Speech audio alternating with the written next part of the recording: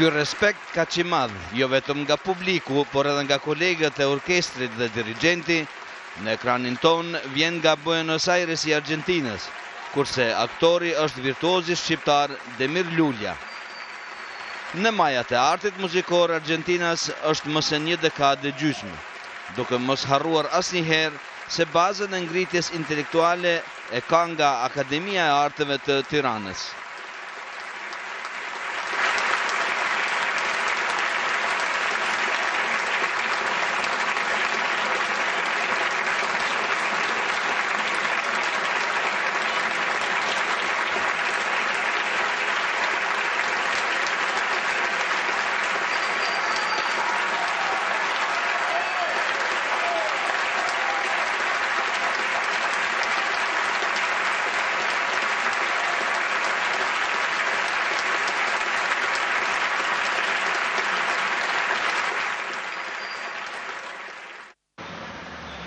Gjatë qëndrimit disa ditor të ekipit të misionit Zërynë në Buenos Aires, me qëllim të takimit të arbreshve Argentinas, në ambasadën shqiptare morën vesh se në Filharmoninë Kombëtare të Argentinës luan në violin maestro Demir Lulja. Për shkak të zënjes së tij me punë, na u deshtën disa ditë përpjekje që ta zëm sadopak të lirë dhe t'ja marrim disa llafe pune, dhe atë prap në vend pune, në konservatorin privat Franz Liszt në rrugën Ajachova të Buenos Airesit. Bisedën e zhvilluam pak para se të fillonte ushtrimet me një orkestër kamertal, me të cilin shfaqej kudo që kërkonte nevoja në Argentinë dhe jashtë saj. Të vetëdijshëm se nuk të arrim të them të gjitha që i duhen këtij prezantimit të shkurtër të veprës së këtij artisti të madh, shpresojmë se zbrastësinë e fjalëve do ta përmbush vetë me mjeshtrinë e demonstruar në violinë. Zoti Lulja, kemi kënaqësinë të takojmë këtu në Argentinë në emër të shikuesve të Radio Televizionit të Kosovës dhe faleminderit që pranuat ftesën tonë për këtë intervistë dhe për këtë prezantim të shkurtër në emisionin Zërynë. Si do të përkufizonit këtë periudhë të jetës suaj si muzicien, ku në të vërtetë i keni bërë hapat e parë dhe çfarë keni bërë?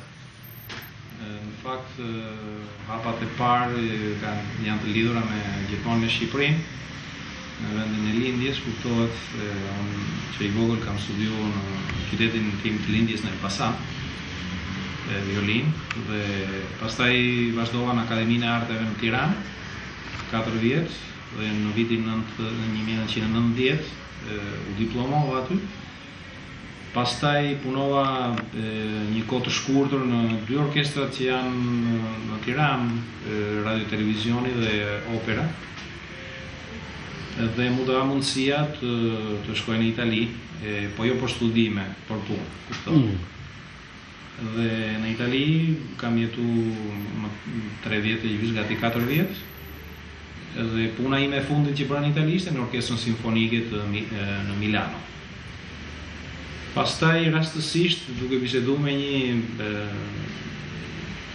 koleg timin aty në orkestër, më foli për Argentinën, për një mundësi që kishte një konkursi në jo në Buenos Aires, në fakt, në Bahia Blanca, që është në sud, në jug, dhe në 97-ën unë erdha, mora pjesë në këtë konkursin dhe fitova si concertmaster, si violin e parë i orkestrës të Bahia Blancas. Punova gati 4 vjet në atë orkestër dhe pastaj u dha mundësia një konkursi në Orkestrën Simfonike Kombëtare të Buenos Airesit, të Argentinës në fakt, dhe fitova konkursin dhe që prej vitit 2010 që prej vitit 2001 jam marrë pjesë në orkestrën, domethënë jam violinisti te violinat e para të Orkestrës Simfonike Kombëtare të Argentinës. Vlerësoni se bazat që i keni marrë atje ishin të bollshme, të mjaftueshme që të deportoni, do të thotë që të hapni rrugën e suksesit? Unë jam ose i sigur që ato baza që kam marrë në Shqipëri më ka dhënë mundësinë që domethënë të krijojë një lloj ambienti, domethënë edhe në Itali është ka qenë domethënë shumë është konfirmuar përgatitja, do të thotë. Është konfirmuar përgatitja, kuptohet. Po, patjetër, këtë do të thonë. Dhe niveli i shkollës tonë, jo vetëm në rastin tim, por edhe në rastin e shumë shqiptarëve të tjerë, në fushat të tjera të artit, ka demonstruar, ka dhënë domethënë që ka qenë një shkollë shumë e mirë. Besoj që vazhdon të jetë shumë e mirë si shkollë dhe ato bazat e para që kemi marrë atje na kanë shërbyer tani për vendin e punës ku jemi dhe për një lloj ndoshta fame si mund quhet në Argjentinë ose edhe në Itali, domethënë për shumë muzikantë të tjerë shqiptar, por edhe në këtë rast, në rastin tim, baza ka qenë Shqipëria, pati tim fare. Dhe kuj prej artistëve do t'i falenderonit për suksesin tuaj, për arritjen tuaj deri te diplomimi? Në fakt do t'ja dedikoja në veçanti profesorit tim të parë, Ardian Cani, që tani është një pedagog i njohur në Filadelfia, në Shtetet e Bashkuara. Ai ka disa vite që jeton atje dhe tani është profesor violine. Dhe bazën, unë them që ja duara, do thënë atij profesor. Pastaj sigurisht që edhe profesorëve të tjerë që unë pata në Akademinë e Arteve kanë dhënë kontributin e vet, pa diskutim fare, secili nga ato. Barda Denisi, Pandush Gjezi. Pastaj kam pas edhe një profesor muzikë dhome që në vërtet më ka lënë diçka shumë të çmuar në kuptimin e artistik të fjalës të muzikës dhomës, Ramazan Kaponja, që vazhdon të jetë profesor klarinete dhe muzikë dhome në Akademinë e Arteve. E përmendet Filadelfian dhe unë kam pas rastin të intervistoj një zonë të operës e cila po ashtu ka qenë në Filadelfia dhe me shumë sukses, Ermonela Jahan. Ju sigurisht keni dëgjuar për te. Dhe domethënë edhe ajo ka të njëjtin vlerësim se Shqipëria megjithatë ka qenë bazë. Por kjo nuk do të thotë se ata ju kanë ofruar, por nuk do të thotë se nuk keni punuar ju.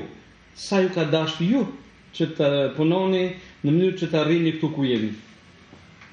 Në fakt, po, keni të drejtë, po momenti kur kam mbaruar Akademinë e Arteve ka qenë një moment i vështirë, domethënë social dhe ekonomik i Shqipërisë.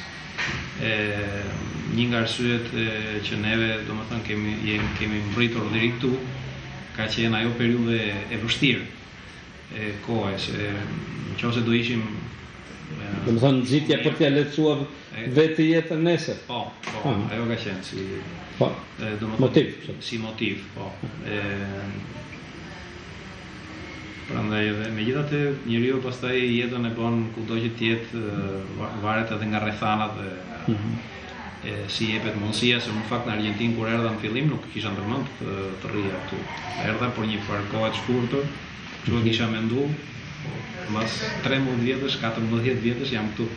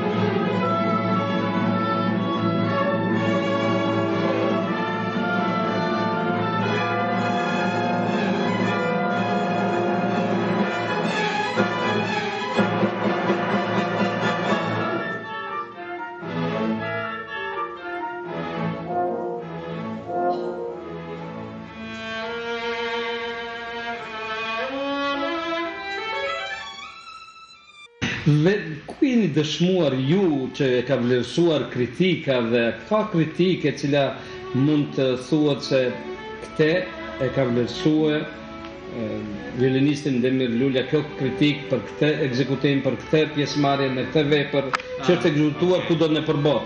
Në këtë kuptim e kisha fjalën. Në fakt, në rastet që kam bërë koncerte solist, për shembull kam rënë një koncert i Mozart ose Tchaikovsky, kritika ka qenë është shumë e mirë në përgjithësi. Siç u thash edhe përpara, fatkesisht nuk kam pas mundësi të luaj një pjesë shqiptare në një orkestër këtu. Po kjo mund bëhet e mundur, është një dirigjent që është në Gjermani, shqiptar, që ka mundësi të vi në orkestrë të dirigjoj orkestrën simfonike ndoshta, mund të jetë e mundur për vitin që vjen. Për këtë fjala mund të dim apo? Në fakt apo nuk kemi definuar ndër? Nuk e kemi akoma nuk e kemi konfirmuar akoma, po që ka mundësi që në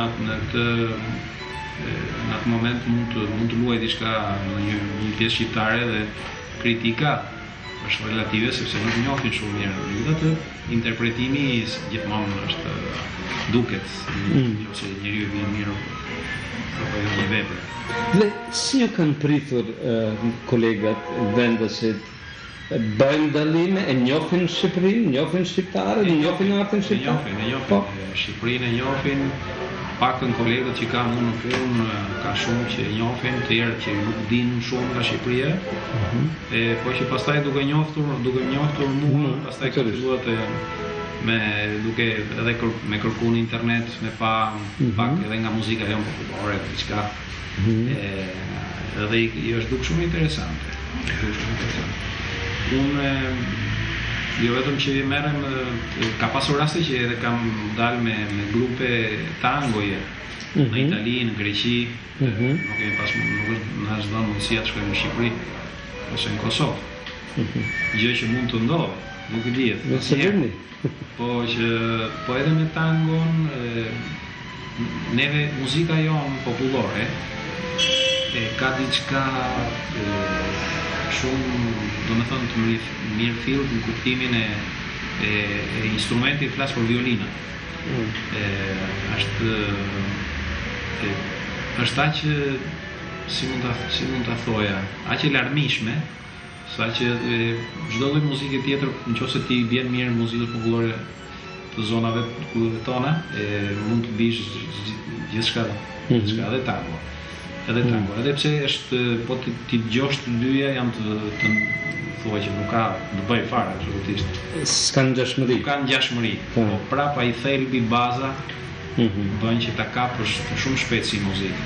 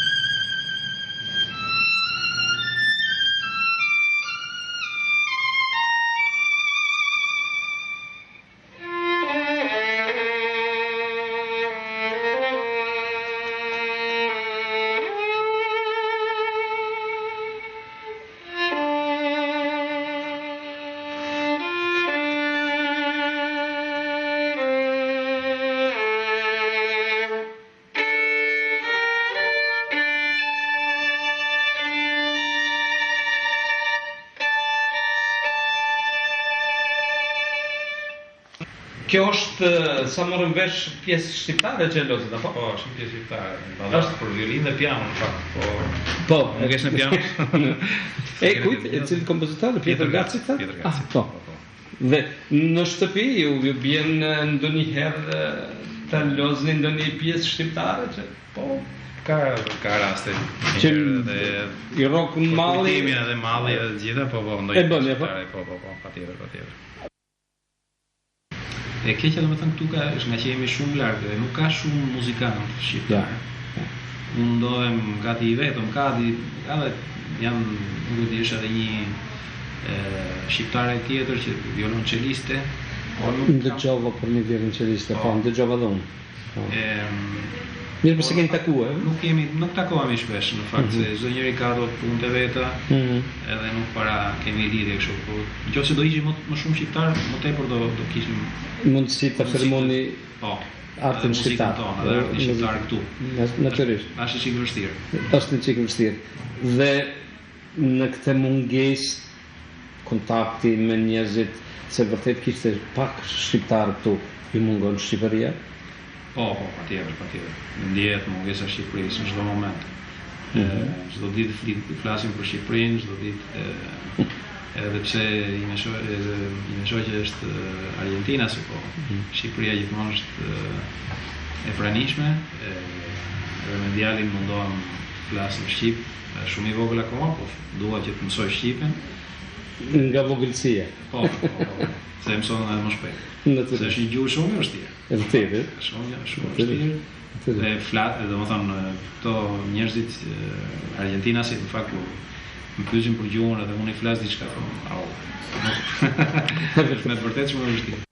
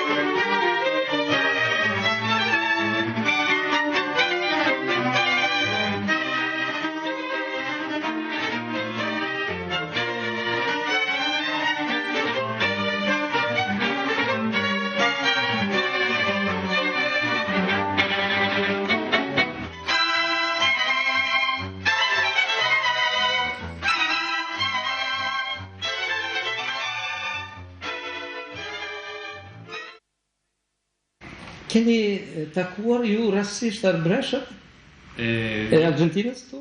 Jemi takuar për këto gati një herë në vit. Manifestimet, Po, në drekët ose darkat që ka ofru ambasada.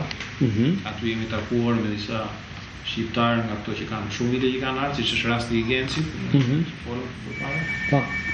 Po edhe me disa të tjerë arboresh të tjerë. Po unë kam pas fatin e mirë, kur isha në Itali, unë isha në koncerte me piano në zonat e arborisë, zonat e arboreshve, në jug të Italisë, kështu që kam pas kontakt. Po jo shumë këtu, jo shumë kontakt këtu. Dhe si e çmoni këtë forcë të dashurisë të madhe të tyre pas këtë shekujsh që janë sakrifikuar në kuptimin që të ruajnë me xhelozi të madhe atë kulturë, atë gjuhë, atë traditë? Me vërtet është, unë ndihem shumë krenar në këtë drejtim.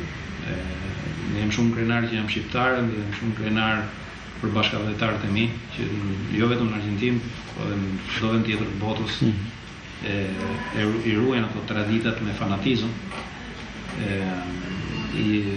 Gjithmonë kanë dhënë më të mirën që kanë, jo vetëm si shqiptar, po edhe janë adoptuar shumë mirë dhe në çdo vend ku kanë shkuar, dhe janë njerëz që me të vërtet respektohen si artist, si profesionist, dhe me vërtet ndihen shumë krenar në atë drejtim.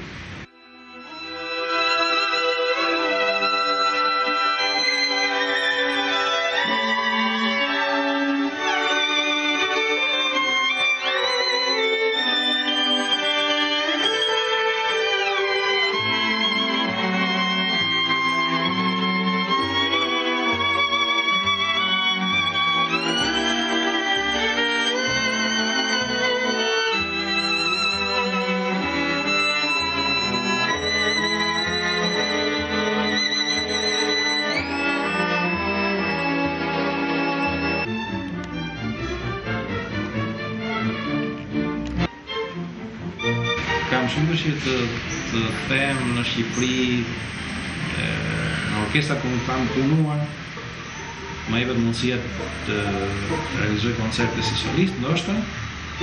Ajo është një dëshirë e madhe që kam. Nuk është realizuar deri tani, po gjithmonë po am. Llogaritmi se ja keni një borxh? Po, patjetër, për gjithçka që më ka dhënë Shqipëria dhe kuptohet që edhe pse jemi shumë larg, mendja dhe zemra atje e kemi. Nuk diskutohet fare. Po duke nga pikpamja artistike, si muzikant, kam shumë dëshirë të them në Shqipëri. Edhe dëshirë kam gjithashtu të njoh, ndoshta në një ditë edhe Kosovën, pse jo. Kam shumë dëshirë sepse është pjesë e jona, domethënë e jona, e gjithë shqiptarëve, dhe është në vërtet një kënaqësi e madhe për mua një ditë ndoshta që ta vizitoj, edhe pse jo shkojmë në një grup ose nga Argjentina ose Shqipëria ose vetëm të realizoj domethënë artin tim ta jap edhe aty. Mirë se vini. Faleminderit. Faleminderit të vini për intervistë. Ja, shumë.